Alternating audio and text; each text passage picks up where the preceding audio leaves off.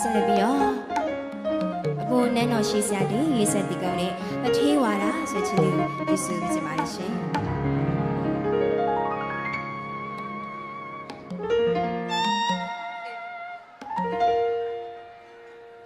ပိုက်ဆံရှာတာနာမလဲပိုက်ဆံပေါ်တာပြောရတဲ့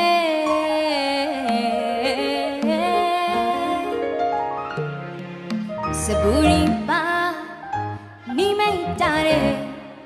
ကျမ်းမာရင်နဲ့တထေဝါဒ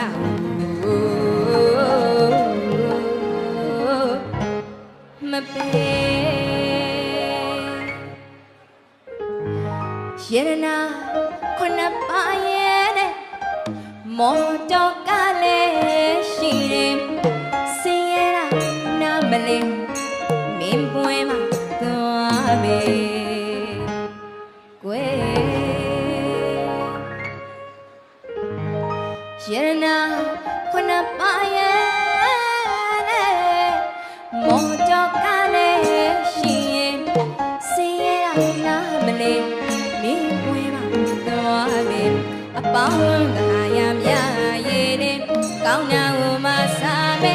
နာတော်ရှိကိုမေးလာကြရင်တထေဝါဒလို့ကျမပြောပြလိုက်ပါမေ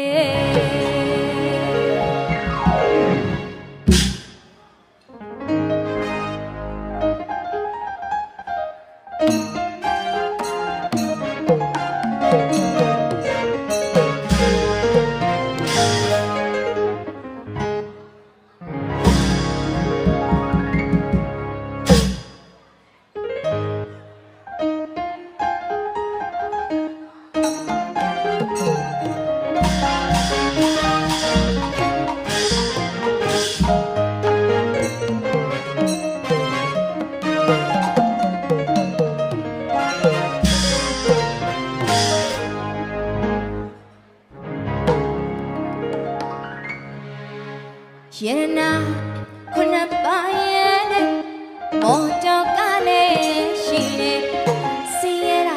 နာမလဲဘေးပွင့်မှာသွားပြီအပေါင်းတဟာရမြရဲ့နဲ့ကောင်းနာကိုမစားမဲနာတော်ရှိကိုမိနာကြရင်အထေဝါဒလို့ကျမပြောပြလိုက်ပဲ